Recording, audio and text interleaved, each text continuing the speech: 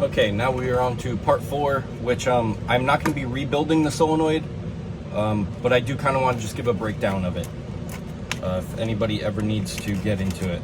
So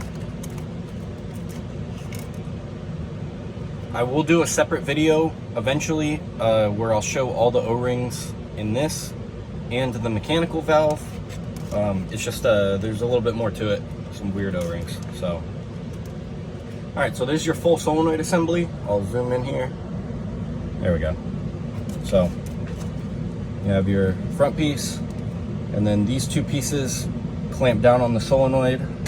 We will go ahead and break that apart just to kind of show what we got going on here. I don't recommend breaking into this unless you have to, but yeah, you might have to eventually. So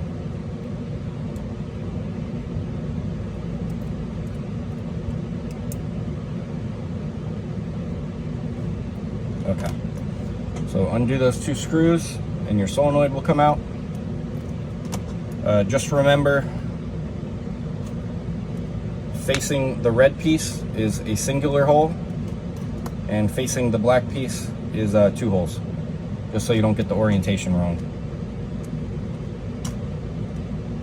So you have one O-ring there, and I believe this is your little blow-off channel for the solenoid. You have I believe a 008 right here. That is for your banjo bolt, which also has another O-ring on there.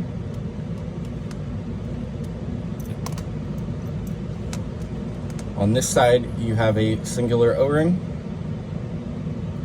The 2 channel O-rings on front here.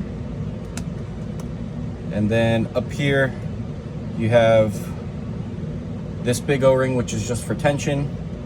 You have a transfer O-ring, and someone actually bent this. So normally you'd be able to pull this rod out and this little brass insert comes out, and there's one more O-ring on there. But that's pretty much your whole assembly. Putting it back together is a little annoying, mainly because of this magnet up here that fights you the whole time. It's not too bad. Just make sure your O-rings are still there.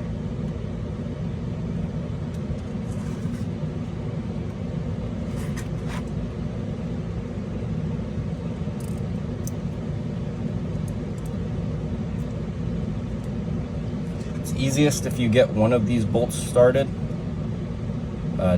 Don't tighten it down yet though.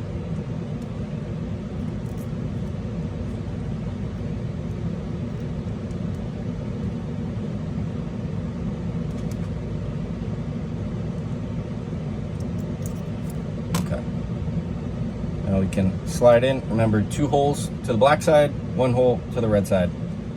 You just want to make sure those O-rings are nice and in there. And it does lock into a channel, so it's not going to go past the holes. So you kind of just keep some pressure on the top.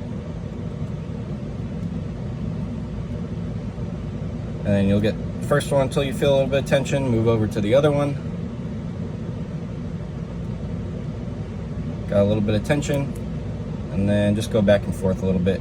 These do not need to be super tight.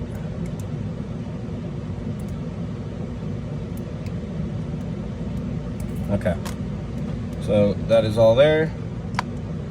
This piece pops in here, and then your banjo screw goes through here. Okay.